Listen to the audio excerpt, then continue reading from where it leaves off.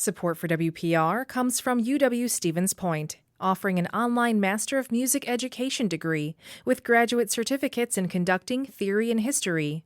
uwsp.edu/mme. Support for WPR comes from Bagels Forever, available fresh daily at the store in Madison, and the frozen food case in grocery stores throughout the state. Bagels and bagel chips can be shipped anywhere in the U.S. at bagelsforever.com.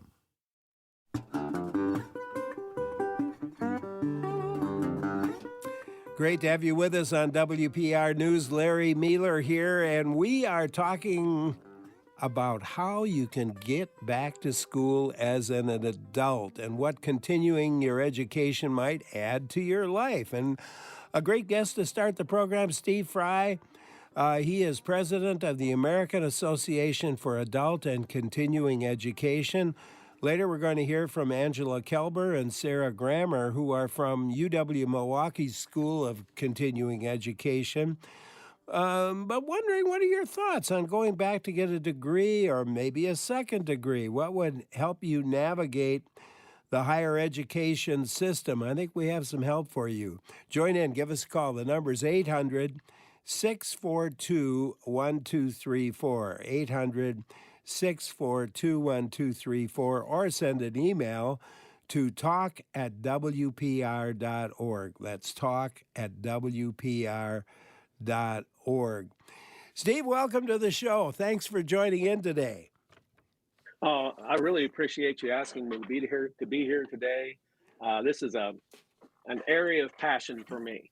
So I'm actually excited to talk with you all and maybe be some help to your listeners. I can hear that passion in your voice. What's the admission for the American Association for Adult and Continuing Education? Okay, triple ACE, triple ACE, people call it all kind of things. It is really an umbrella organization that draws together adult educators from all kinds of fields that are all passionate about lifelong learning. I mean, from higher education to adult basic education to high school equivalency to corporate trainers to military educators. It is a nice umbrella organization that really has this mission to expand opportunities for adult growth and development, to bring adult educators together, to disseminate theory, research, information, and really is passionate about change, because education changes lives. I certainly agree with you on all of those points.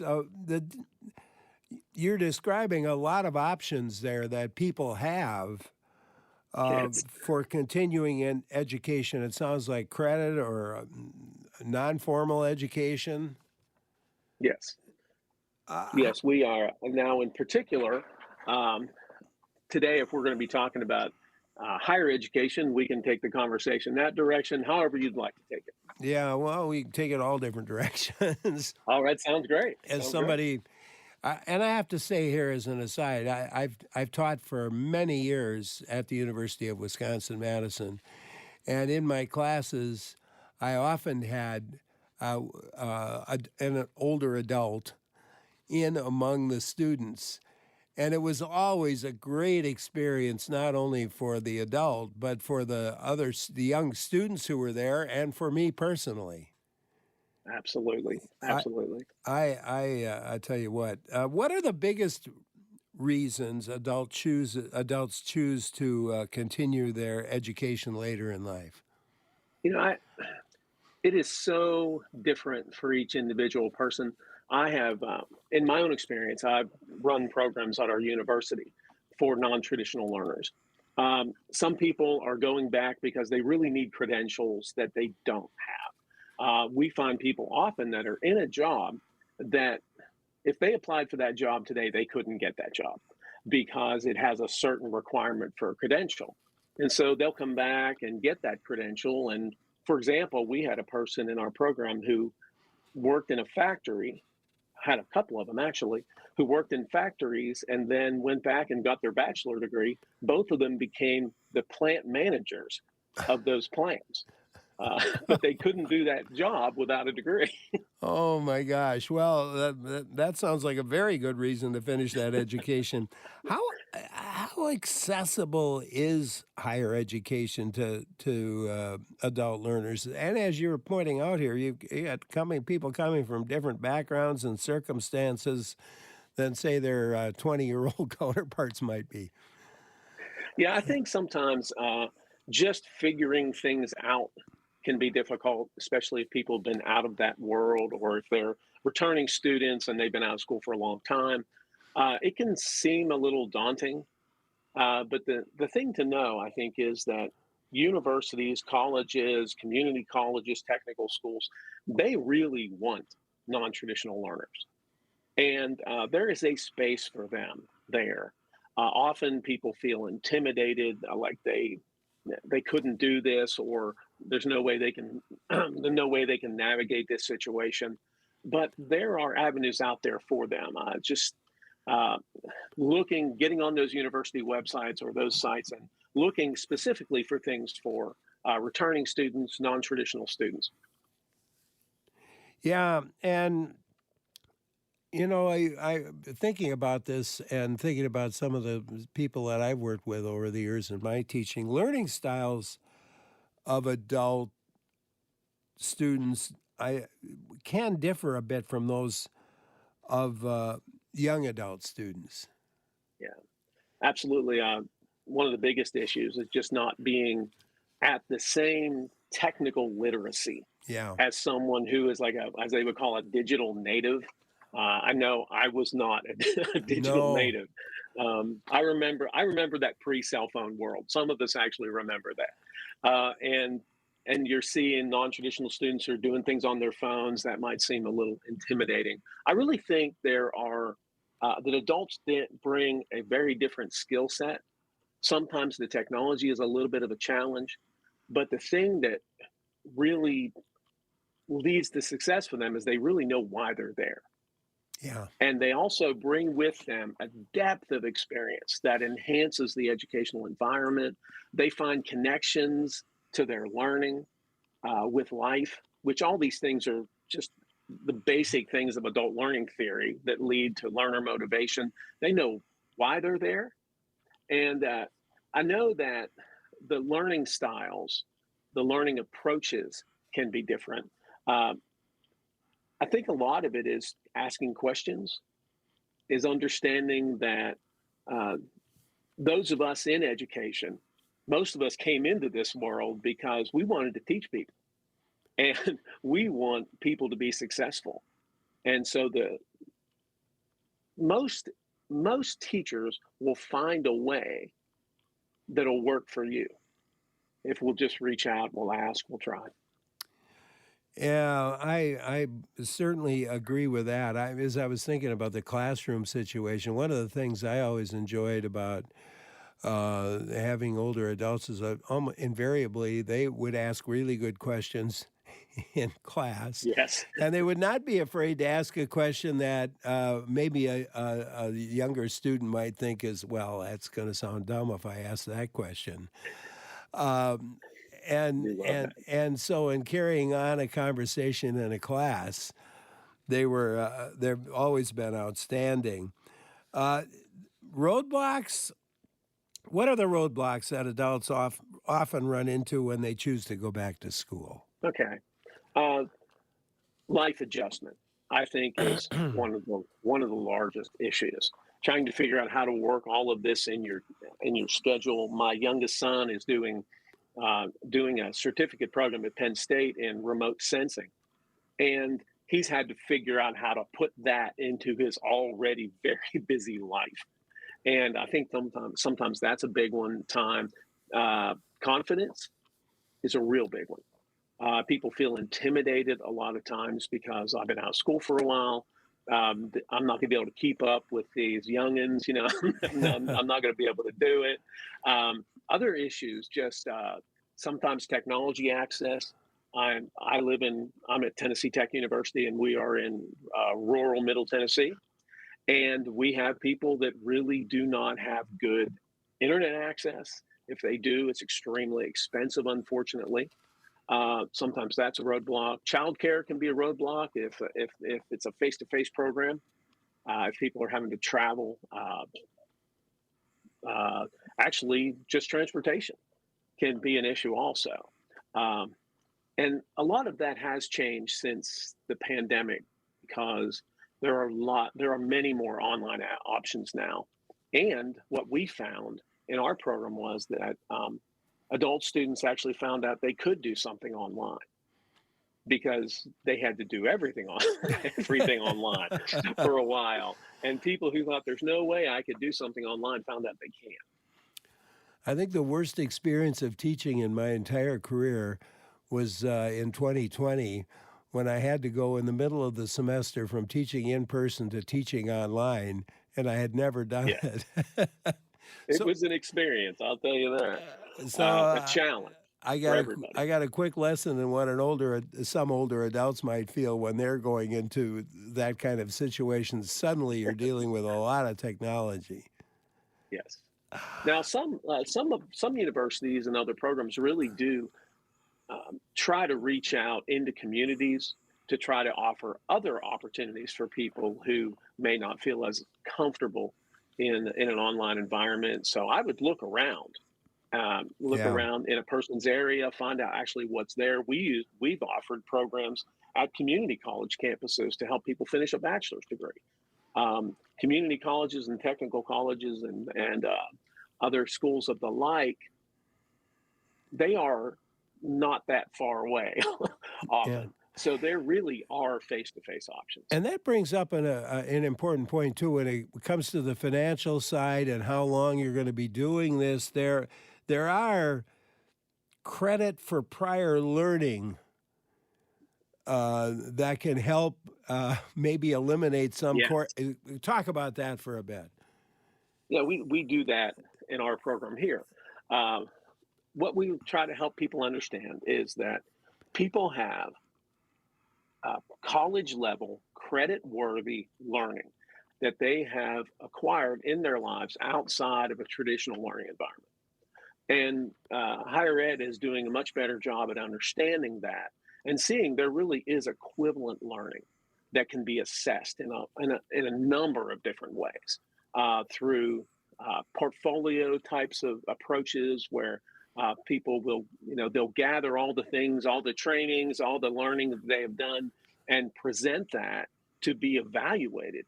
And there are there there are many, many schools that are understanding that that is very, very important learning. And it is a way to accelerate one's way through the process because there is a significant amount of credit that can be earned. Absolutely. Steve Frye, our guest today, president of the American Association for Adult and Continuing Education. Are you considering maybe going on, or what's held you back? Or maybe you have gone on and have an experience to share. I hope you'll join in the conversation. Number to call 800-642-1234. It's 1-800-642-1234, or email to talk@wpr.org. I'm Larry Mueller for WPR News. Talking about adult education on the show today, Larry Mueller here with my guest to start it, Steve Frye, president of the American Association for Adult and Continuing Education. You can call us at 800-642-1234, email to talk@wpr.org. Liz emailed us, Steve. She just finished an accelerated 14-month secondary teacher program at the UW with the Pledge program, which is free tuition if she teaches 3 to 4 years in Wisconsin in the future.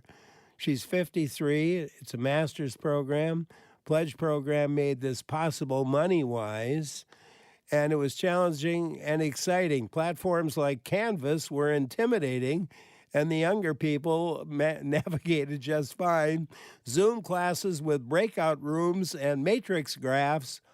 Oh, my. And she also says, balancing the family, the house, all the things she did before the program. But she found a mentor her same age, and she upped her therapy for extra support. also being in performative space and being graded and judged, that was an adjustment too. That is a fantastic description. Yeah, I think so as well. She, um, this mention of a mentor, she found a mentor the same age, but that often can happen not by, you can do it by choice typically in most institutions. Find somebody. Yeah, and there's such an emphasis in institutions now on student success that if one reaches out and one really tries to find things, like at our university, there is a non-traditional student association where people can find other students like them who are struggling with similar issues. Uh, One of the big problems is get feeling like you're the only person who's dealing with the problems you're dealing with. And the truth is, you're usually not. And this is a great idea of finding that person out there who has a little bit more experience in that world where you're struggling. That's great work. Yeah, I was an academic advisor as well, and academic advisors are there and they're there to help for sure. Uh, Financial aid, there can be financial aid available to students. Absolutely. Yeah, there is so much emphasis on getting people to finish degrees right now. Right now, I was looking at National Student Clearinghouse. 41.9 million Americans have some college, but no type of credential. So there's a lot of emphasis on trying to help people come back. More and more states are moving toward tuition-free programs. I'm in Tennessee. We were actually the first state in the United States to announce completely free community college, technical college. And another thing I think that's good to remember is that adult students actually they are wanted by Yeah. these institutions, and there is help out there. It does take a little looking. It takes a little talking. There are some states have these reconnect programs where you can look around on where the state is actually helping adult students connect back to higher ed, because there's really a lot of incentive in it right now for the institutions themselves. And also, your listeners may know this, but right now, 24.9% of people in higher education are over 25. It's a pretty significant number. That is a significant number. I want to go back to technology for just a minute because I know Sure. that's can be daunting for people. There may be a need to purchase personal devices, Yes. so there could be some cost there. And typically, where can people find help with technology if you're enrolled in a course that's using it? Say more about your question. So if I'm going to take a course that involves the use of technology, anything from the hardware to the software side of things, where can I get some help on how to manage Google or whatever? Okay, I get your question now. Sorry about that. At most universities, there is an IT student section for people to get those particular helps. At our university, you go over, contact them, and they work really hard at trying to make people's devices connect and work with the different technology that the people are not familiar with.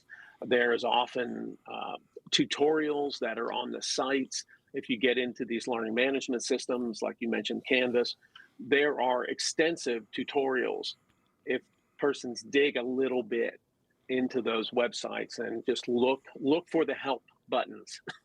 And there are lots of conversations and videos about things like that. Yeah, and if you're just thinking about it but haven't have been held back because of worry about that sort of thing, I have been a big proponent of local libraries because Absolutely. most of the local libraries have someone who can sit down with you right in your own community and kind of go over some things for you and maybe allay some fears before or at least give you the confidence to want to go ahead and try. Absolutely, and they often have equipment you can use there in the local library. Oh, absolutely, absolutely. Well, it's challenging. What advice can you offer to adults to ease the transition? I think really there was a student we had, Ron Tiller, who came back to school after 40 some years after he left college, was a successful person in business, and he came back and wanted to finish his degree. And his advice, he tells people, is the hardest part is just doing it.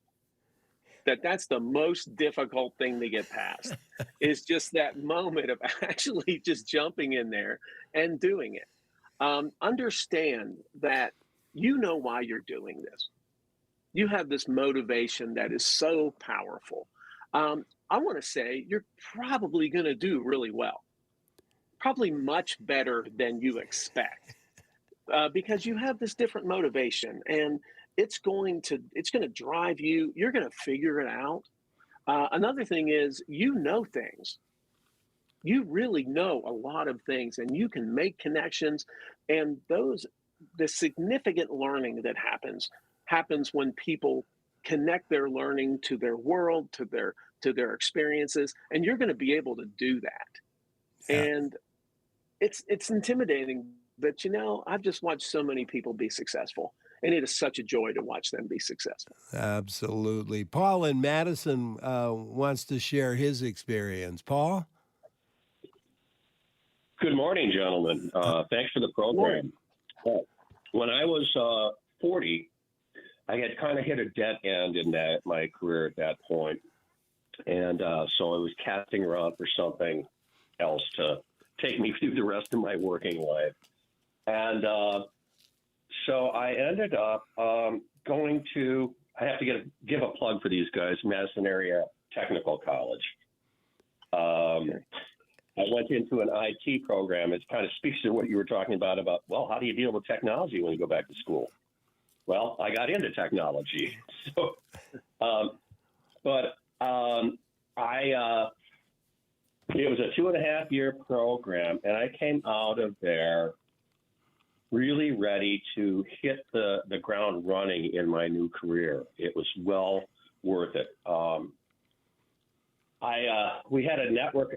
It was interesting because the people in this program ran the gamut from just out of high school to people that had actually been retired from one line of work and wanted to try something different. So we had a whole, a really broad spectrum of classmates, and it was just the most wonderful experience in my educational life. I brought, although some people will disagree with this, I think I brought more maturity to it at that age, more discipline. And I was motivated because I was leaving a career. I was going to put my life savings on the line because I had been saving up to buy a house. And I said, you know what, I think I'll invest in me instead. You know what, Paul? That's a perfect way to end this part of our conversation. Steve, and I want to thank Paul for his comments and his experience. And Steve, I want to thank you so much for being with us today and talking about this. It's been a pleasure. Steve Frye is president of the American Association for Adult and Continuing Education. And just now, coming up right now, we're going to take a look at what UW-Milwaukee is doing to provide continuing education. I'm Larry Mueller for WPR News. Thanks so much for joining in today on WPR News. Larry Mueller here. We're talking about continuing your education as an adult. And now we're going to hear about some programs and opportunities at the UW-Milwaukee and a couple of guests for you. Our first guest welcoming Angela Kelber, who is Associate Director of Continuing Education at UW-Milwaukee. Angela, welcome. Thank you. Thank you for having me here. Great to have you with us. Sarah Grammer, our other guest, is director of Osher Lifelong Learning Institute at UW Milwaukee. And Sarah, welcome to you. Hi, Larry. Thanks so much for having me.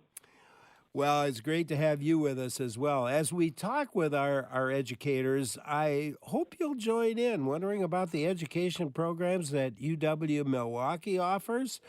Give us a call. The number's 800-642-1234. It's 1-800-642-1234, or send an email to talk@wpr.org. That's talk@wpr.org. Let's talk a bit first about the Milwaukee School of Continuing Education. Angela, you want to tell us about the programs you offer? Yes, definitely. So, first of all, I just want to say that UWM School of Continuing Ed is really committed to the lifelong learning. So we are the largest provider of professional development in southeastern Wisconsin.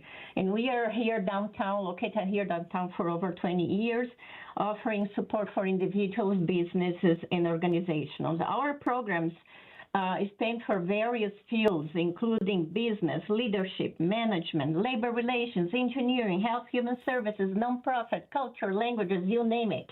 And we have our programs here. They are short programs. They are really targeting for people that have their busy lives with working, so they don't have the whole semester to get accredited. They are really 1 week, 1 day, 2 days, short programs to give you the information that you needed with the tools that you needed to, from here, go back to your work. They are competency-based education. Who are the instructors for your classes? So our instructors, great question, thank you for it. So our instructors are what we call the industry experts. So the difference between our big differentiation between some other schools is that we bring professionals that are working in the field.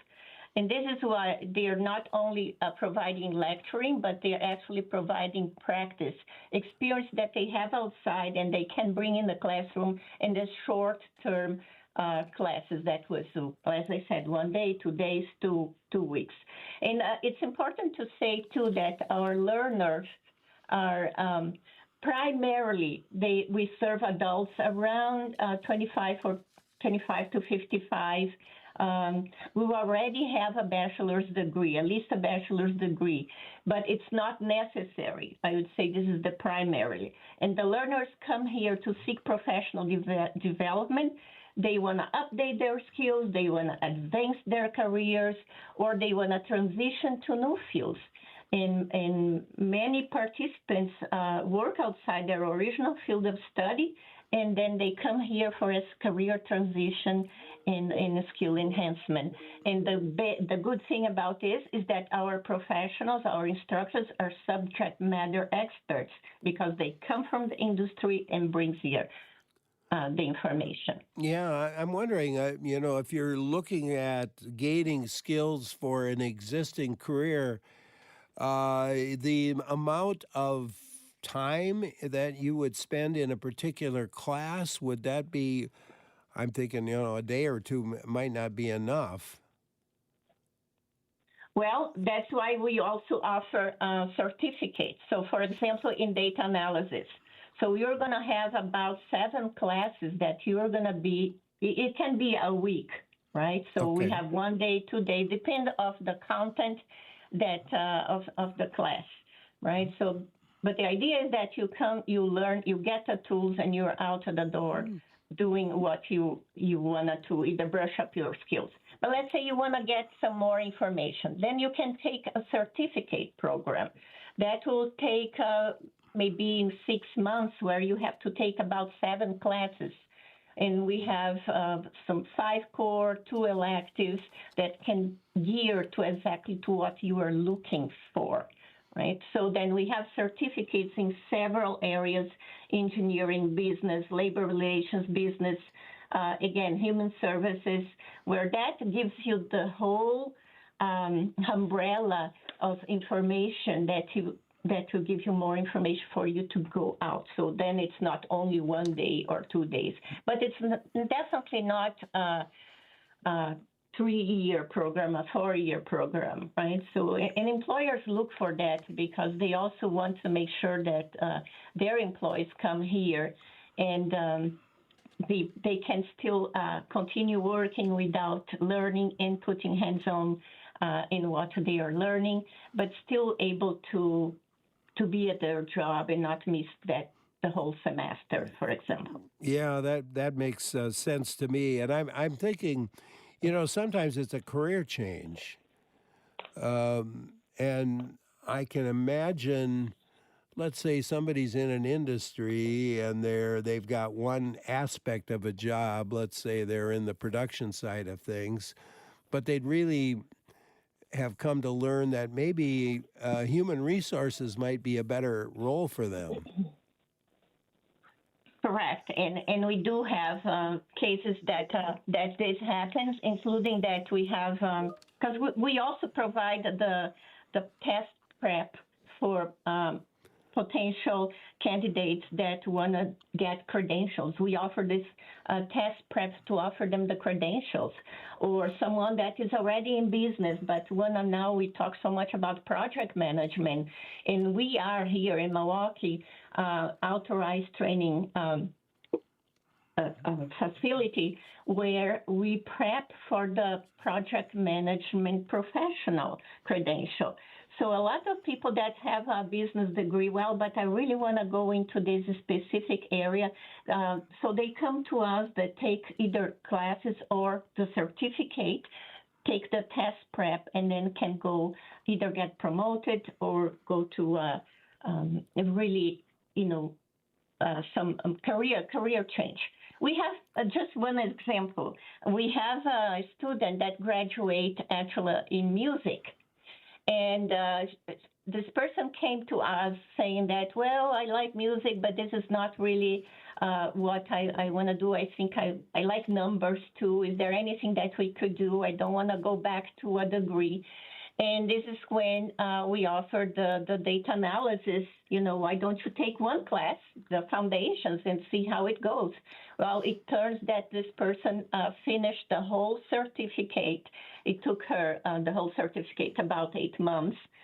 But this person is now working as a data analyst in an insurance company. So things change.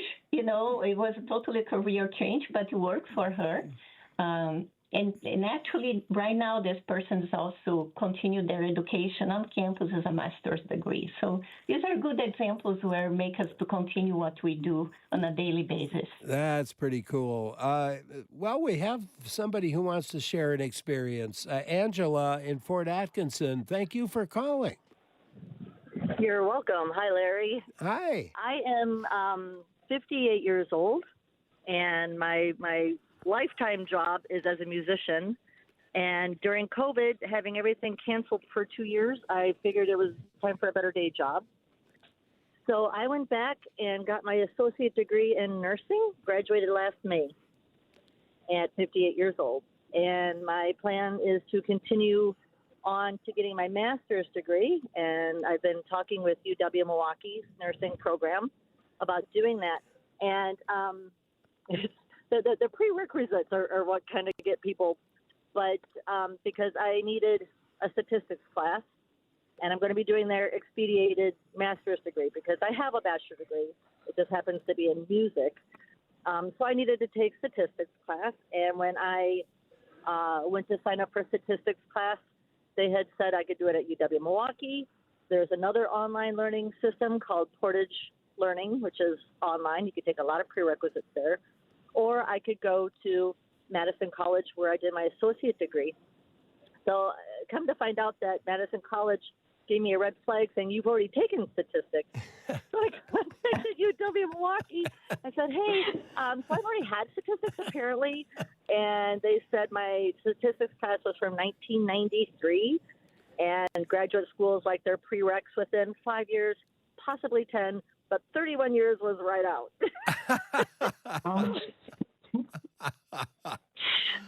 Well, I was thinking back to my own career. I had to take 5 statistics classes through my bachelor's, master's, and PhD programs. It's a lot of statistics. A comment on Angela's work, Angela or Sarah? Angela? Yeah, it's wonderful to go back and change careers like that. That's awesome. It was indeed. Thank you so much for calling, Angela. And another Angela, Angela Kelber, is one of our guests today, Associate Director of Continuing Education at UW-Milwaukee. And Sarah Grammer, we haven't heard much from her yet, but we sure will in just a minute or two. She's Director of the Osher Lifelong Learning Institute, and it's great to have her with us as well. And you can join in too. Number to call, 800-642-1234, 1-800-642-1234, or you could email us to talk@wpr.org. Carla emailed us. She's living proof, she says, that it's never too late to go back to school. She went to UW-Madison for 1 semester straight out of high school and had a 0.58 grade point average. In her mid-30s, she went back to school, this time at URock in Janesville, near where she lived at the time. And after 2 years, she transferred back to UW-Madison. Her first semester grade report said, on the top, congratulations, you are on the dean's list. And on the bottom of that grade report, it said, on the bottom of the grade report, it said, you are warning you are on final probation. At 41, she earned her master's degree in communicative disorders. You are off of probation. She earned her master's at 41 in communicative disorders, became a speech and language pathologist. You must have many comments from folks like that, Angela. Correct. We do. It's almost depend of the programs. We're always on a week basis that we get some. We have the evaluations where people will report, or we keep asking for testimonials where they are reporting, what was their life, and then they stopped for different reasons, and now they are coming back, and how wonderful it is to have opportunity to take program that it doesn't require them to take 3 or 4 years in the credit area, but come to our programs that are non-credit, right? So they are the non-credit. But one of the things that we do really care about, we give them the CEUs, continuing education hours. We give the professional development hours for engineers. We even are allowed to give the continual legal hours for lawyers. And so there's several, outcomes that you can get if you come to our UWM School of Continuing Education. But definitely in a daily, I would say weekly basis, we got stories that we could talk. I could go over, but it probably would be more than noon here. So what's the cost for professional development classes? Suppose it depends. What it depends? No, I wonder what the cost is, and I imagine the cost for these programs probably depends on, what's involved in the class. Correct. Yeah, there is a variety because it's, it could be from, I would say from $99 to $1,000 or almost $2,000, depending on the time. The content, if it's going to give you credentials or not, if it's a test prep. So there's several items, that we put in consideration when we go to see a class. If you'd see, I see that normally the business class range about 800, 300, 400, 800, depend of the number of hours that we are giving the CEUs, the continuing education hours that we are providing, because that also has to say with how many hours of class. Sarah, I want to get you involved here. You're with you're director of the Osher Lifelong Learning Institute at UW Milwaukee. What's that? Talk about the institute. What's its history? Well, we actually go back to 1982. The Institute was started originally by some retired volunteers who were really interested in continuing their learning and education. Angela and her team run some incredible programs for professionals who want to change careers or continue their education. But honestly, even when we're beyond that point, when we're happy with our career or we're ready to retire, we gain so much from continuing to learn. And that's where the Osher Lifelong Learning Institute comes in. It's for people who still crave education. They want to learn new things. They want to build community with their peers and learn together. And we offer each term, spring, summer, and fall, usually about 100 classes that people can join us either in person or on Zoom simultaneously from wherever they're at. We've got members everywhere from the Milwaukee area on out to even Washington State.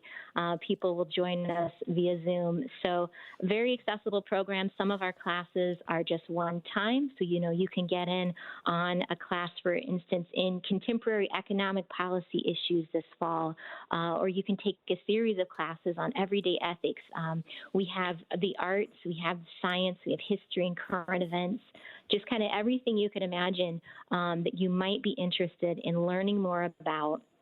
And then we also offer what we call our Go Explore opportunities, which are field trip style programs in the Milwaukee area that allow you to go behind the scenes at all kinds of great businesses and other organizations that you might want to know more about. So a fun way to get out and learn on the ground, so to speak.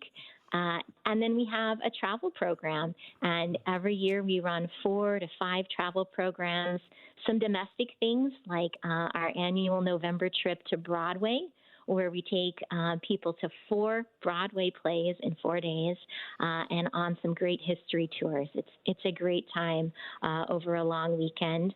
And then we've got a trip coming up in February where we're going to go to Sicily and Malta and really learn the history and culture while looking at some incredible archaeological sites. And then in spring, we'll go back to London for a West End theater tour, where we'll see 5 shows in the West End and learn a lot about the city of London. So whether you like classroom learning, you like to learn together in person or online, or you want to get out in the Milwaukee area or beyond, we've got something for everybody who's interested in continuing their learning. On the travel part of it, is there someone along, I don't know if expert is the right word, but somebody who sort of leads the group? Yeah. The wonderful thing about our travel program is our trips are always exclusive to members. So to join us, you pay an annual membership fee, which is just $45 a person or $80 per 2 people in a household. And then that makes you a member of the Osher Lifelong Learning Institute here at Milwaukee at the UWM. And then you can join our travel trips. They vary in length of time and in cost, but there's always a member of our staff on the trip from the beginning, where you're getting on the charter bus in Milwaukee, getting through the airport until you're back home and returned to the Milwaukee area. And then along the way, we also always work with local guides and local experts to dig deeper into these different destinations. That sounds pretty cool. I want to go back to the Go Explore part of it, too, where you're... Yeah. Tell us a bit more about that. Oh, my gosh. We go so many places, and actually this is an area of our programming that's just exploding right now. We opened for fall registration last week, and so many of these people were just excited to get on the list right away. A few of them have filled up, but For instance, our most popular one this fall was behind the scenes at the Milwaukee Mitchell International Airport. We've got a special behind the scenes tour. You're going to get to see all the inner workings of the airport. Pretty cool. We've got an all-day trip to Frank Lloyd Wright's Oak Park. We are going to Mount Mary University's Fashion Archives, which is another really popular trip. They have so many items in their archives they're going to show us. Boy, it really sounds like a lot of fun, actually. All of it. Yeah, all of this. Have you been to the Jones Island Reclamation Facility? No, I haven't. It's going to be a good time. Oh, I tell you what, it sounds pretty amazing to me. Let's go to the back to the classes again, though. Give me more of a range of the types of classes, and typically these are shorter. Yeah, our average class runs, a session will be an hour and 15 minutes. That's usually an hour-long presentation, typically with slides and graphics, and then 15-minute Q&A, which I think is just the magic in the room because it gives you, the participant, the opportunity to have a talk back with the presenter, ask your questions, hear other people's questions, and learn more, go a little bit deeper into the topic. So an hour and 15 minutes is our typical session time. Now we have short courses, and those might meet, for instance, like every Tuesday at 10 a.m. for 3 or 4 weeks. And then we have what we call our talks, and those are just one-off. Like you just come once for an hour and 15 minutes. And this fall, we've got a talk on the Cassini mission. Dr. Dennis Roscoe is going to discuss the Cassini Space Research Mission by NASA. We get into health topics. We've got a talk on the 10 warning signs of Alzheimer's. We have a speaker coming to talk about the artwork at the Grauman Museum. Just kind of, a real spectrum, whether you like the arts, are you looking for technology classes? One talk we're having is called "My iPad, How Do I?" ? That's going to be very popular. We're talking about how Poland has welcomed Ukrainian refugees and what that's looked like for them. Another speaker is going to talk about U.S. Navy nurses on Guam between 1899 and 1910. So just a whole spectrum. There's a rock and roll dance fitness class you can join where you're going to learn the history of a rock and roll dance and how you might implement that to stay a little healthier. Class on Pablo Picasso. And then there's a speaker coming from UWM to talk about Wuhan in China, where the COVID-19 pandemic started, and give us a real history of that city, past, present, and future, which is going to be fascinating. Wow. So here at UW Milwaukee, we have the Osher Lifelong Learning Institute, which is it's a non-credit, right? And it's non-credit. It's for people who, maybe you went to college, maybe you didn't. It absolutely doesn't matter. But you love learning. You loved field trips. It's all the things you liked about school. No tests, no grades, and you pick the classes you want. And then on the other hand, there's Angela with the continuing education at UW Milwaukee, where you can earn certificates for the work that you do, and maybe moving to a different career or enhancing the career you're in. Sounds Correct. like to me, Angela. Yes, this is correct. And in a lot of other things that we offer here too is, and I've seen more and more, the companies are coming to us and asking for specific learning opportunities for their employees. So that's when we offer the customized training too. And it's very common that we'll go to the place in Hartford, for example, and there's some companies there. We'll go there. We teach what they're learning. Normally, they are asking leadership. If you ask me what are the top programs right now, I would say the project management, leadership programs, data analysis, and labor relations are our top ones at this moment. But B2B. Well, it sounds like, to me, some really exciting things going on. And at UW Milwaukee. And Angela, Sarah, thank you so much for being with us today. Angela Kelber is Associate Director of Continuing Education at UW Milwaukee. Sarah Grammer directs the Osher Lifelong Learning Institute at UW Milwaukee. And we have links on talk at wpr.org/Larry. Well, we're going to talk about teachers coming up next. Stay with us. I'm Larry Mealer.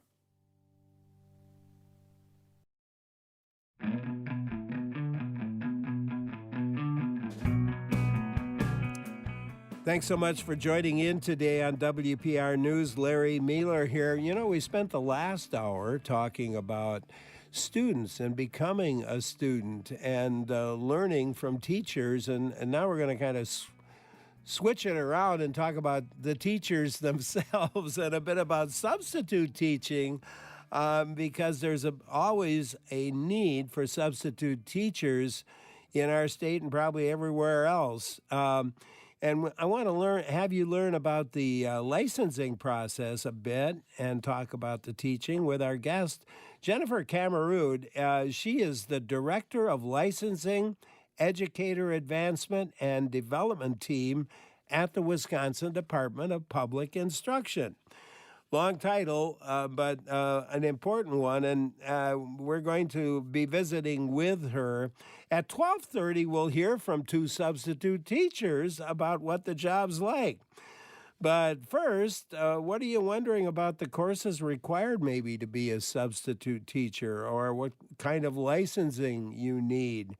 Give us a call. The number's 800-642-1234, 1-800-642-1234, or you could email us to talk@wpr.org. That's talk@wpr.org. And Jennifer Kammerud, welcome to the show. Well, thank you so much. It's a pleasure to be here today. Have you ever done any substitute teaching yourself?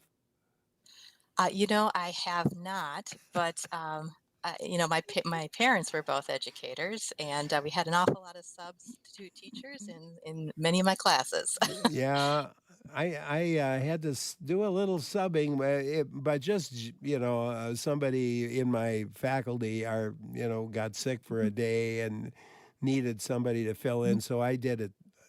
I had that experience, but I didn't have the formal training to be a substitute teacher, which I think there are requirements for substitute teachers, and maybe are they all licensed through the Department of Public Instruction?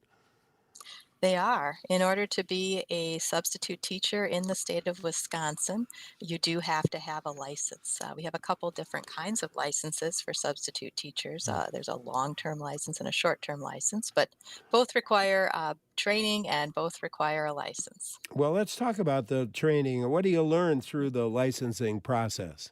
Mm-hmm. Well, for our short-term substitute license, that license allows someone to teach up to 45 days in one specific assignment. In order to get that license, the training you have to complete includes training on school district policies and procedures, age-appropriate teaching strategies, discipline, conflict resolution, classroom management techniques, health and safety issues, techniques for starting a class, the culture of schools and the teaching profession, how to work with lesson plans, and working with children with disabilities and other students who have unique needs. So that's the list of things that has to be covered in any approved substitute teacher training program. So is there a place that offers all of that in one stop, or do you have to go to a bunch of places to get that training? I was wondering if you'd ask that. We do have a lot of places you can go in Wisconsin to get that training. There are a number of technical colleges that offer something called the Wisconsin Foundation of Teaching, that you can get it through that. You can get the training from a school district who wants to hire you. They are also allowed to, they also certify with us and sign off on training for short-term substitute teachers. And we have 12 regional agencies in the state called CESAs, Cooperative Educational Service Agencies. Each one of them offers training. And then there are a couple private providers that have also completed training approval processes with us. There's the Wisconsin Education Association Council. Steady is another one. There's a few more. Some of them are online, some of them are in person, and all that information for anyone listening who's interested in becoming a substitute teacher is on our website at dpi.wi.gov, and you can just search substitute teacher and it'll pop right up. Pop right up. So that was, but basically you were describing the short term. Yes. The long term sounds longer. Well, as the name infers, yeah, so the short-term substitute license is valid. The license itself is valid for 3 years. The long-term substitute license is a 5-year license, and it's actually much harder to get because in order to get that license, you have to you have to have a 4-year bachelor degree. You have to have a teaching license or be eligible for a teaching license. So that's a much different set of criteria. And the reason for that is because you can serve in an assignment for way more than 45 days. You could end up being the teacher of record for not just a semester, but a year. So that's why the higher qualification for the 5-year license for a long-term substitute teaching position. But they must have to go through something similar to what the short term did in terms of learning about programs and so forth. Oh yeah, yeah. So let me back up. And having in order to be eligible for a full teaching license in the Yeah. state of Wisconsin, which makes you eligible for that long-term sub license, you have to have completed an approved educator preparation program or the equivalent based on different options in our state law. So you've already received that training as part of being trained, fully trained as a teacher in the state of Wisconsin, which is why we don't have a set of criteria of more training you have to have in order to get the long-term sub license. Alex in Fox Cities has a question. Let's go there. Hi, Alex. Careers, and I currently have a Bachelor of Business Administration. And I've done a lot of research. I've been on the DPI website. I've also called out and talked to a few people. And it seems like you have to have a bachelor's in a certain area of study before you can take your teaching license, or can you have a bachelor's in any study and then be able to go for your teaching license? Mm-hmm. Yeah, so that's for a regular teaching license. A short-term sub-license, for example, would only require an associate's degree or higher. But if you have a bachelor's degree, that's such a one. I'm glad that question came up. If you have a bachelor's degree in the state of Wisconsin, any bachelor's degree from an accredited institution, you are eligible for something that we call the 1-year license with stipulations. And basically what that is it's kind of an emergency style license. If a district wants to hire you, they would apply for that license with you, and then you would get a license in the area you'd be teaching in while you're enrolled in and learning how to be a teacher from an approved preparation program in the area in which you'll be teaching. So that's one option. So where do you find that on the website? Yeah. So we have a What Can I Teach page. We have also, actually just go to our webpage and hit on the license. There's a whole menu of different options for you depending on what you're bringing in. When I say bringing in, I mean, what degree do you have? What Yeah. experience do you have? Different experiences and different degrees can lead to different options that are available to you to become licensed. The one I just laid out is the most general one, right? That would Okay. be eligible to anyone who hasn't completed an approved educator preparation program, but like our caller, has a bachelor's degree and is interested in becoming a teacher. Alex, does that help out? Well, I guess I want to make sure I understand then. When I asked the question, I was asking, to become a teacher, not substitute teacher. Yes. So is that still true that because I have the bachelor's already, I could then go into an educational preparation program, or do I have to get a bachelor's in a certain area to be able to do the education preparation program to then beginning to get my license? Both are options to you because you already have a bachelor's degree. You could choose to enroll in an educator preparation program. They would then look at your transcript and say, okay, you have these things left to complete in order to be licensed in this subject for these grades. Or you could choose to go to one of our many post-baccalaureate programs, which take you to a license but not a degree, right? So those may be universities, but we also have programs offered by each of our almost, well, not each, but many of our cooperative educational service agencies, which are those regional agencies I mentioned. All of those can be found if you look for educator preparation programs. Again, on our website, we list all the available programs in the state, both covering both those options I just mentioned. And if you want to get into a classroom before you've completed those options, then there's a license we have to cover you because you already have a bachelor's degree while you're working on completing one of those options. And that's that 1-year license with stipulations I mentioned. That makes good sense. Alex, thank you very much for calling. Appreciate your call for sure. We had on email on the email list here, Jeff. Says there are signs around the schools in my neighborhood for substitute teachers Mhm. that advertise a site called Yep. edustaff.org. Is Mhm. that affiliated with Wisconsin DPI? Well, it is. It's one of our approved providers. That's that was one of them I didn't mention, but they're listed on our website. They are absolutely one of our approved providers, and we have a number of school districts that contract with EduStaff in the state of Wisconsin to provide that training. So, how long? And back to the long. I think you said the short term license you Hmm. could teach for, wasn't it 45 days Up to straight? 45 Up to days. Yep. 45. What about the? Did you mention the long term, or just went in Yeah. one of my ears and out the other ear? Yeah.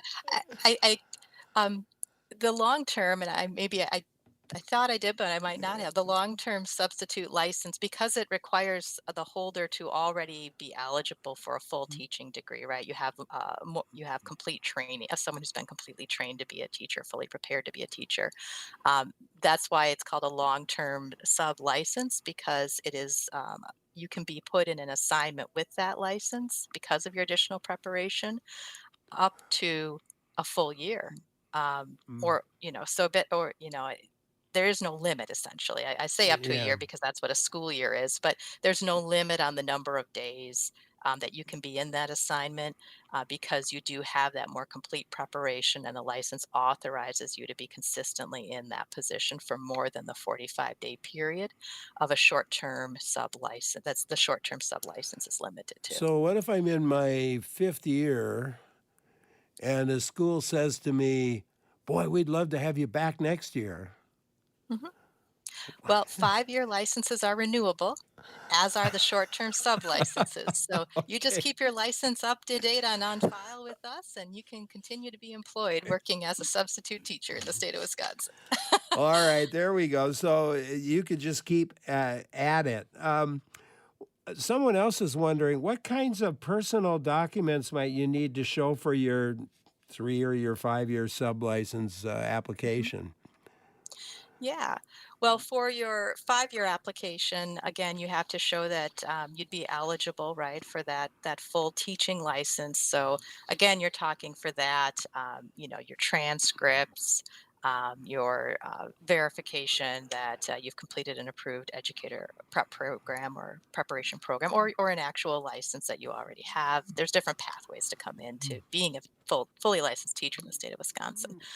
Um, for the short-term substitute teacher license, there's a couple different ways you can be eligible for this now because the legislature changed and the governor signed into law new provisions a few years ago. So one of them is to demonstrate that you have completed the approved training. So you have a certificate demonstrating that, and that you have completed an associate's degree or higher. So that would be transcripts. You submit both of those things in. Those are the two core requirements. And of course, there's always a background check associated with any license. For the other option for the short-term sublicense that was just created a few years ago, if you are a student in college who's achieved junior status, who's enrolled in an educator preparation program and has completed a certain number of classroom observation hours, you can be recommended for the license by your certification officer at your school in a Wisconsin approved program. So there's a couple different ways to come in depending on, again, if you're a student enrolled in an educator preparation program, so that's like junior standing or higher, um, or if you have the associate's degree. So depending on which way, there's a different set of documents. So it sounds like there's sort of a trend or changing in the license requirements over time. Is that a trend you see? Well, talk about that. Talk about your thoughts on the trends you're seeing in licensing. Yeah. Well, we have significant educator shortages across the state and shortages in the number of substitute teachers, right? And whenever that happens and you don't see that changing, you have to look at the law and you have to say, okay, do we need to make changes in the law to accommodate our needs today, but also do that with integrity, right? Because not, Yeah. a license means something. It's a matter of public trust. It says that you have certain qualifications and criteria minimally to be in front of a classroom teaching students. It's a very important role. So having said that, of course, we always have conversations with members of the public, with stakeholders, with the legislature about that. And accordingly, not just our statutes, but our rules adjust over time to meet those needs and also maintain that integrity of the system.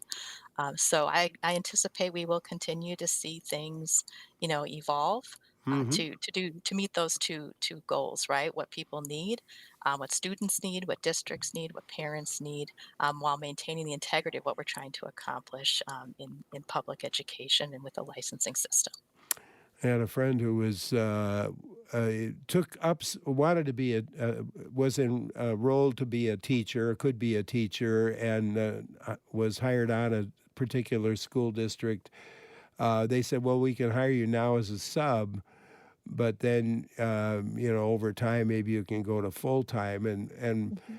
after about 3 years of that, somebody told her, "This school district's probably not going to ever make you a full-time teacher because you're too valuable as a substitute teacher, and there just aren't enough subs." Yeah, we have over 60,000 educators in the state. I just pulled the numbers this morning. There's 10,720 valid substitute licenses as of today.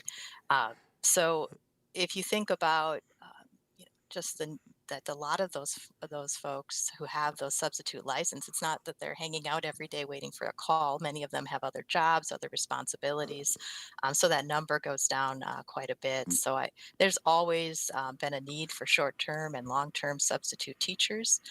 The reality is that while we see shortage of educators overall, we see a critical shortage in this area of substitute teaching. I mean, if you think about it, like, what do you do when someone gets sick or someone Yeah. has an emergency and can't be there? And you have, no matter what happens, you're going to have a classroom of students that are going to be showing up at the door and needing not just someone in front of them, but needing to be educated. And so I always, I know we talk as a generally about the importance of substitute teachers, but I don't think we talk about it enough because they're the linchpin of making sure that that school day works for those students and the school district every single day. Yeah, it's almost always, I can imagine a principal getting a call at 11 o'clock at night saying, "I am so sick, I can't make it to school tomorrow." Hmm. Yeah, And what do it you happens. do? You Yeah, got I to get mean, on look, the phone. that's right. I mean, people have tried a lot of things, right? Like there's different companies that have tried to, that have like groups of people who said they'll be on call. There's school districts have lists of people too that they maintain, but it's really a community effort, I would say, at the end of the day. If you think back to who the substitute teachers are, they're your neighbors, and people in the community who frankly are being generous with their time on an on-call basis to come in, taking the time to be trained, and are trying to really serve the community, because they're serving the students and the children in their backyards and in their towns, cities, and communities. It's a really, in my mind, a really special thing that Oh, yeah. substitute teachers do. Absolutely. How do you, let's say there's somebody listening now. I hope there are a number of people listening who might be interested in becoming a substitute teacher, maybe in their own district. What's the starting point for those people? Well, How do you there's get, there's different, yeah, I would say. go ahead. Oh, no, go ahead. Sorry. Oh, I was just going to follow that, but how do you just go and get in Yeah. touch with your local district, or what do you do? Well, I think that's the easiest thing, because they're right there in your backyard. Contact your district. Say, I want to be a substitute. How do I do that? And your district knows. The district knows the bureaucracy, so to speak, and they know the state, the State Department of Public Instruction, and they can tell you, well, you need to go here, and they can tell you, oh, and you can get training here with us, or you can get training over here. So they can provide. It's a nice, and it's just a nice entry point, and it's local. Right? You know your school. And so I would say your first stop, go to your school district. Of course, you can also contact our online licensing help desk, and we'll tell you too. Like, well, here's the page that has all the places that you can go get trained. Here's what you need to do to apply for a license. But if you're looking for that more, what is my district? What processes does my district have for me in my backyard that they want to refer me to? Contact your district. But you're more than welcome to also contact the Department of Public Instruction. Again, you just go to our website at dpi.wi.gov and click on licensing, and there's an online, or contact us, and there's a form you can fill out and ask your question. And we usually get back to people in 24 to 48 hours, depending on volume. Yeah, well, I hope when you do call, they're all as energetic and friendly as you are, Jennifer. It's been a lot of fun talking with you today, and I appreciate your time, and I appreciate what you're doing. I mean, this is as you say, this is a very critical part of the whole education process.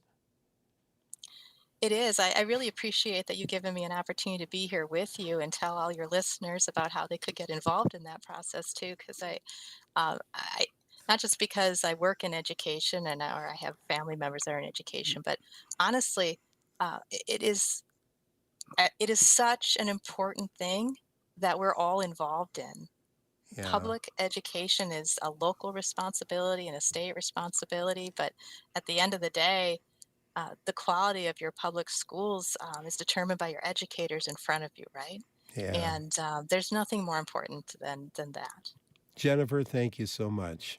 Appreciate Thank it very you. much. And you should listen in on your radio, because we're going to be talking to a couple of substitute teachers Yeah. coming up next. Oh, man. Jennifer Kammerud, Director of Licensing, Educator Advancement and Development Team at the Department of Public Instruction. Great to have her with us. Love to get her back sometime and talk again. It was a lot of fun. Coming up, we'll talk about with some substitute teachers. I'm Larry Mealer. We are talking about substitute teaching now on the show. Larry Mealer here, and we're joined by two people who have experience in the classroom. First, welcome to Diane Schultz. Diane, welcome to the show. Thank you. It's a pleasure. And with us by phone, Steve Montagna. Steve, welcome. Yeah. Hi. Good afternoon. Both of them are substitute teachers ready to share their experiences with you. And as we talk with them, of course, we want to hear from you.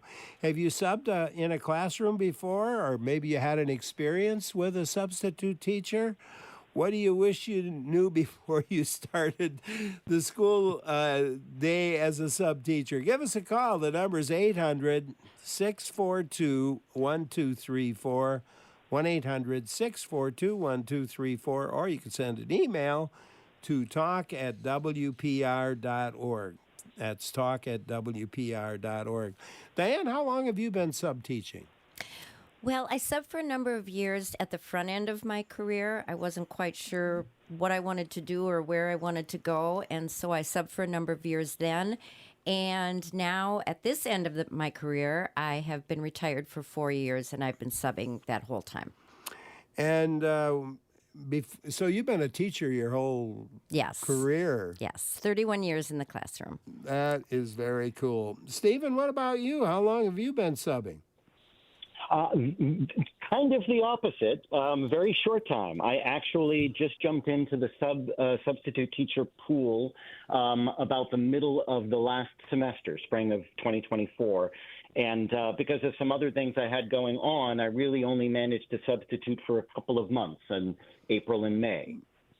So why did you decide to start into it then?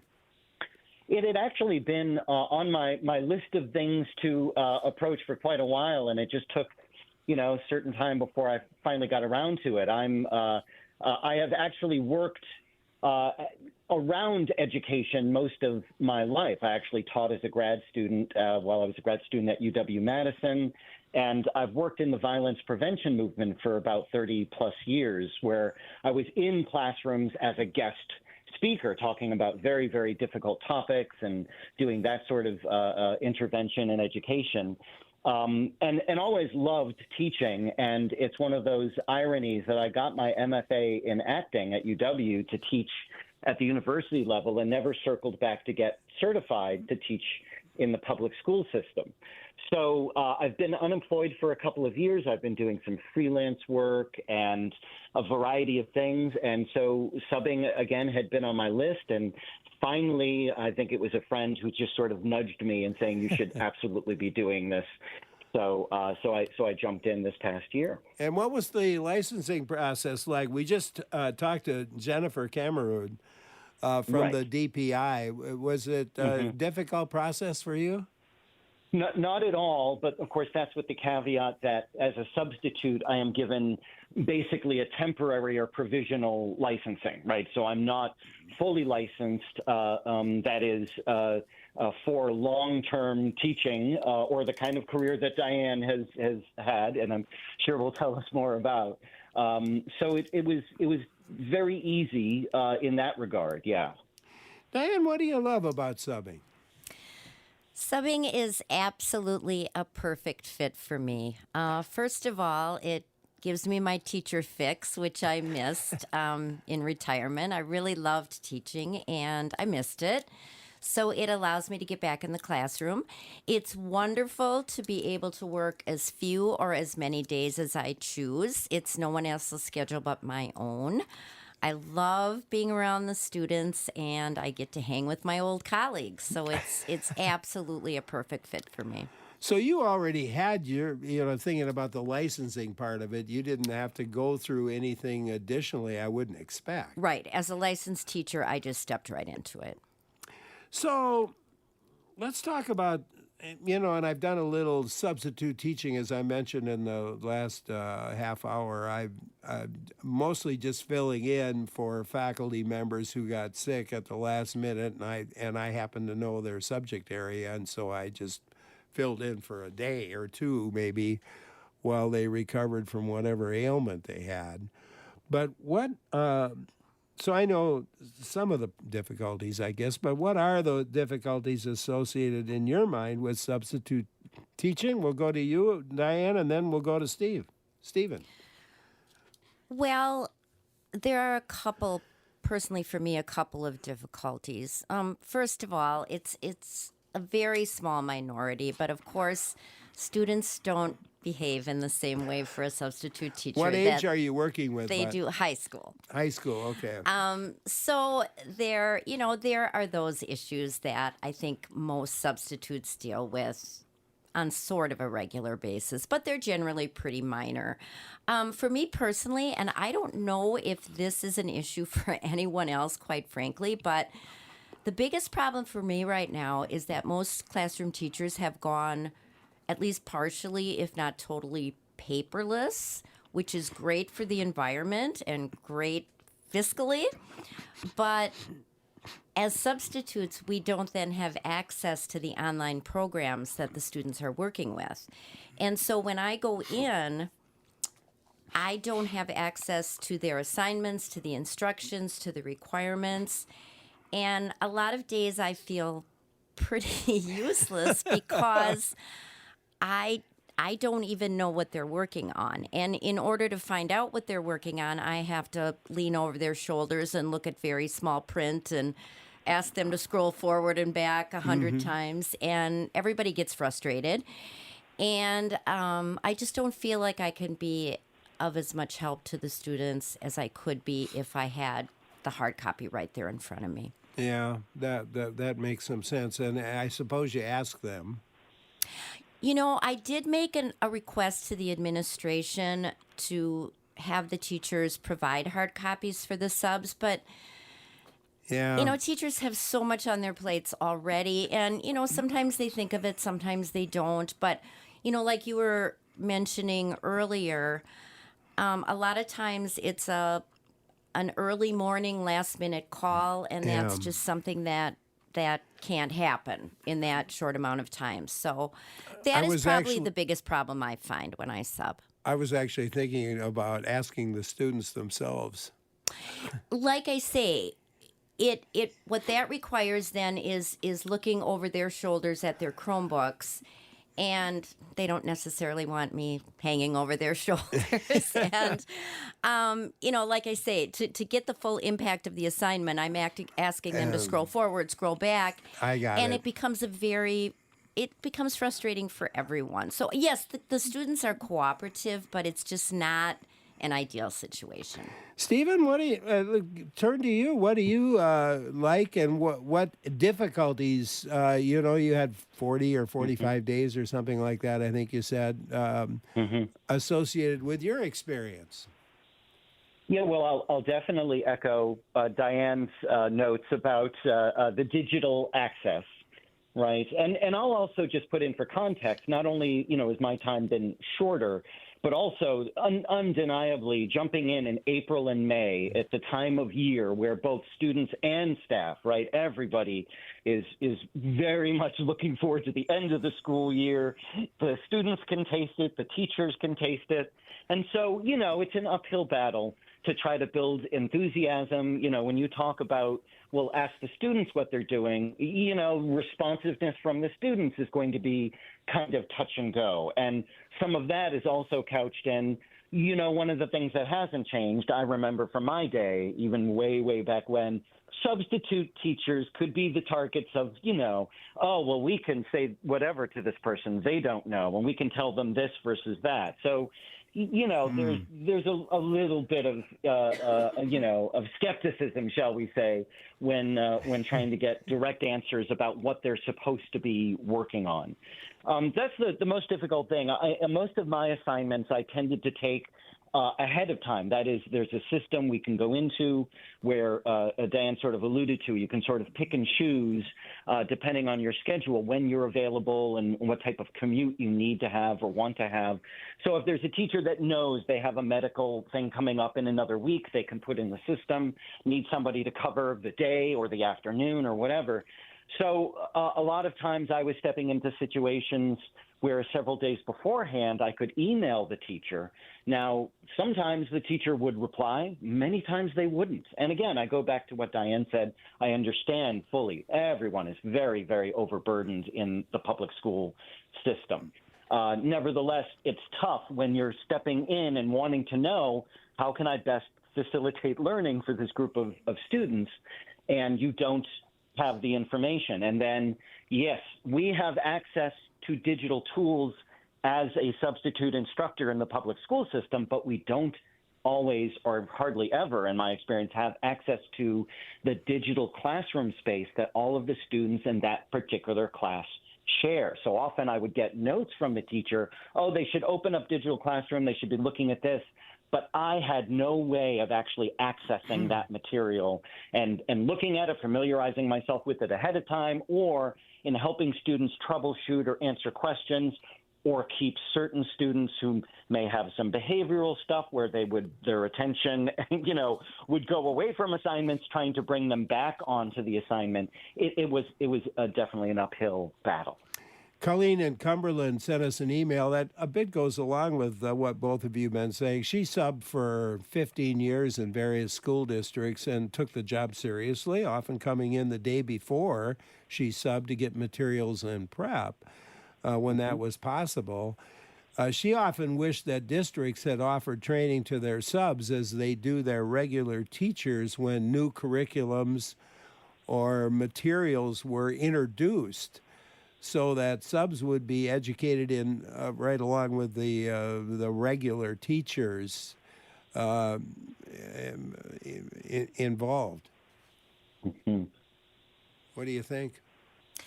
I have thought the same thing, mostly in the area of technology, however. Yeah. As an older gal, I am not real tech savvy, and it seems every year there's something new that the teachers are utilizing on a regular basis involving technology. And I have found that the district has provided really no training in any of that. So it's sort of a haphazard, learn as you go, hope the students can help you type of thing. So I would concur with that. Our guests today, Diane Schultz and Steve Montagna, both are substitute teachers, and we're talking about, obviously, what it's like to be a substitute teacher. Maybe you've been one, like Colleen and Cumberland, who emailed us. You could email us, too, at talk@wpr.org. That's talk@wpr.org. Or give a call. We'd love to hear from you at 800-642-1234. 1-800-642-1234. I'm Larry Mealer for WPR News.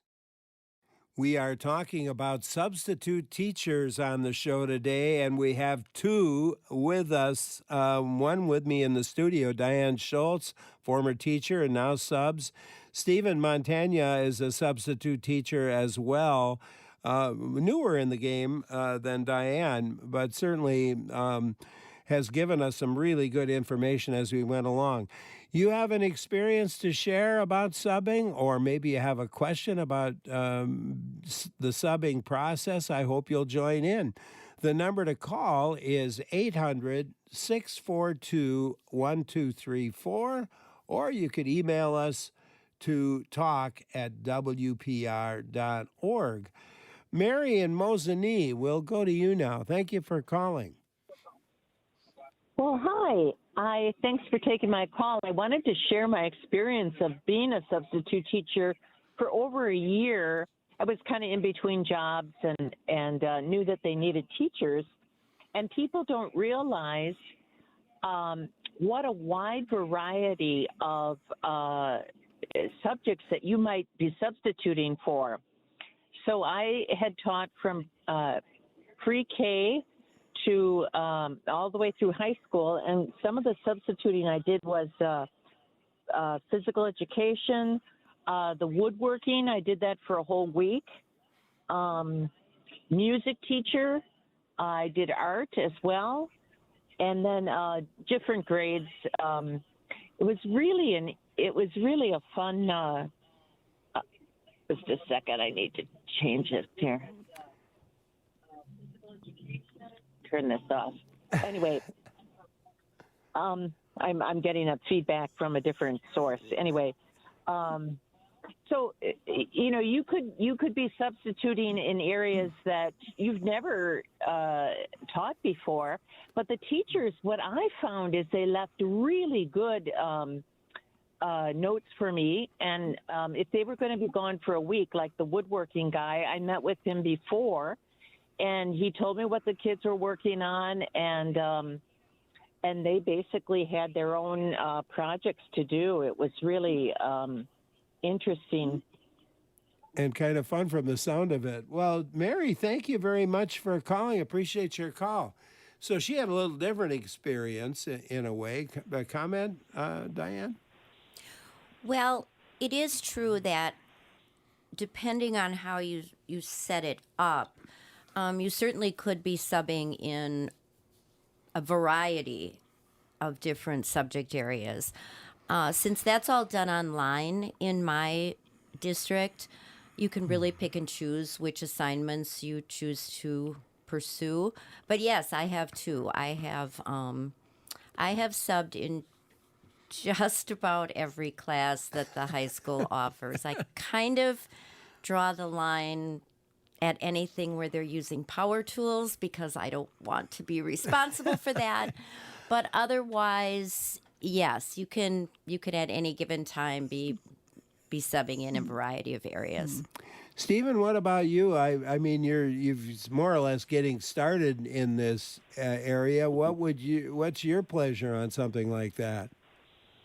Well, first of all, I just admire the caller's enthusiasm and passion for what she does, because that's, I think, the most important thing, is to go into all of this with enthusiasm, which, first of all, the students can read and feel in the classroom, and that's really what they need more than anything, right? To help them.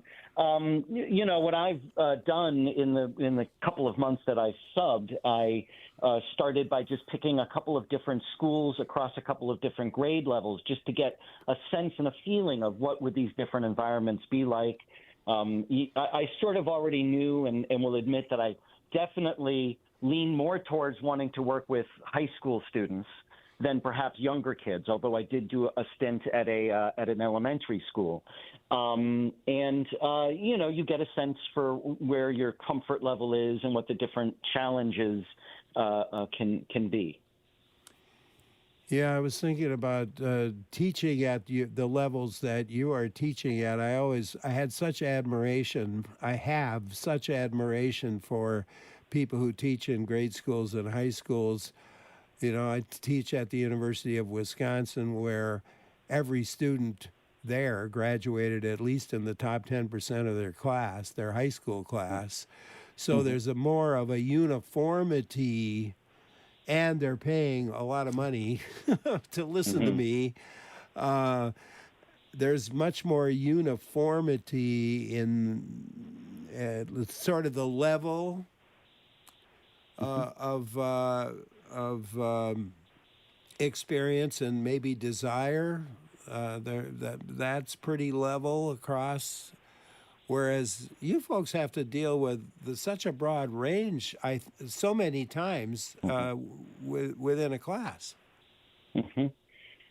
And not only that, I'll just add that in one of the things that I found and find challenging, we also have a generation that has gone through COVID. And, even some of the teachers I worked with who were full-time teachers at the location I was subbing, one of them commented to me at one point, because we were sharing or comparing notes about a particular group of students that had been particularly, a little problematic in terms of their attention and their behavior in the classroom. And one of the things they mentioned was these were, I believe, if I remember correctly, they were 7th and 8th graders. But she mentioned that, because of the timing, when they were 4th and 5th graders was COVID. And they spent, a year learning in isolation and not developing some of those social skills that normally, as you progress through school, you would have in order to get you ready for then being in a junior high environment. So there's that thrown into the mix as well, right? Absolutely. Jim emailed us. He subbed for a long time and wonders what the two of you think of school security issues that are now a very big part of schools, kind of not like it used to be when he was subbing. Thoughts on that? Diane, start with you. Well, yes, obviously schools have to take security very seriously, but quite frankly, aside from locking them down and turning them into very uncomfortable environments, there's really only so much every district can do. I personally feel very comfortable. I think reasonable safety measures have been put in place where I substitute teach. And like I say, up to a point, there's just a limit to being able to expect complete and total security in a school building that is accessed by so many different people. But I feel very secure, and I think for the most part, our students feel secure as well. Yeah. Stephen, what's your impression? Yeah, I mean, it is one of those aspects that was a little bit of a shock to my system. Stepping into a public school, hadn't really been in that environment for a few years. And yeah, I mean, it's jarring, and it is just part of the reality, and we kind of know that. And but you know, I'll agree that it's a little jarring to have to. Well, there's only one entrance you can go through. It's secure. You have to be buzzed in. If you're new and you don't have an ID card yet that allows you in, and as a first day you arrive on a sub assignment, that is usually the case. You have to get buzzed in because your card has not been activated, or you've not been given an ID card for that particular school. Once you do get inside, I think, yes, you appreciate that those security measures are taken. It is, you are sort of inside that bubble, and I don't necessarily feel, afraid or at risk. It's just that it does shift, right, what the educational environment feels like a bit. And I'm old enough to feel a little, a little loss, of nostalgia for what we've lost, what we had in my generation that this generation just will not have, right? They just live in a completely different reality as far as the physical safety goes. I did have the advantage over Stephen because I taught in the regular classroom for so many years that I was exposed to the changes in security procedures little by little, rather than having gone from being a high school student, 50 years ago, to stepping into the differences. I was able to witness the differences, the changes in security measures as they were implemented. Yeah. What are your tips to someone who's thinking about being a substitute teacher? What are your tips for managing the classroom, being a substitute teacher? Diane? I actually would have several pieces of advice. First of all, I think the most important thing is to remember what you're there for and what your job is. Your job is specifically to carry out the plans, the lessons that the regular classroom teacher has left for you. And that is first and foremost. I think also I would encourage substitutes not to engage in power struggles with the students, because you're there for that little flash of time. And I think it's best sometimes to handle things maybe with an administrator, or to just be a little bit more tolerant, because the students are not used to you being in the classroom. They have their regular schedule upset a little bit, and I think it's best not to come down too hard and to get into power struggles. And I think finally the piece of advice I would give would be to don't hesitate to ask for help from other teachers, from administrators, from the people who know about the technology. You don't have to go it alone. Just step next door and find out the answers to your questions. Yeah. Stephen? Yeah, I'll absolutely echo that, what Diane just said. I think you said it quite well. I'll just add that,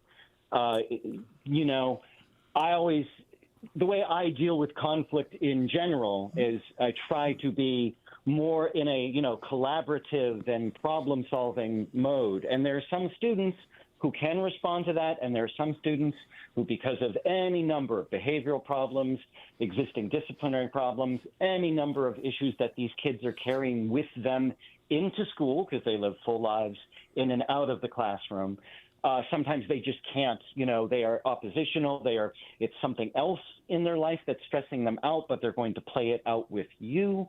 And I always defer to the staff on site who deal with those issues, because they know the students better, they know the attendance issues, and if anything, I just document.